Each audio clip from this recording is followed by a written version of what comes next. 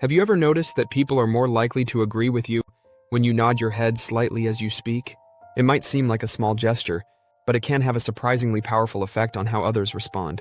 This subtle movement, nodding your head up and down, can unconsciously encourage the other person to agree, listen, or even follow your lead. But why does this happen? Let's break down the psychology behind the nod and how you can use it to your advantage in conversations. First, let's look at what a nod actually signals. Across many cultures, a nod means yes, or I agree. It's a universal symbol of affirmation and approval. When you nod while talking, you're not just delivering words, you're sending a silent visual cue that reinforces agreement. According to body language experts, humans tend to mirror the gestures of others during conversations. So when you nod, the other person is likely to nod back, even without realizing it. And when someone is physically nodding, their brain starts to align with the behavior.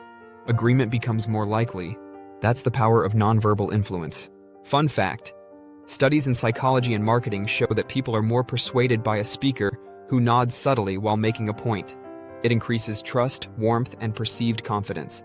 In fact, a Japanese study once found that even watching a robot nod during a conversation made people rate it as more likable and agreeable. This isn't manipulation, it's human psychology in action. Nonverbal cues make up more than 60% of communication, and nodding just happens to be one of the most effective. So how can you use this?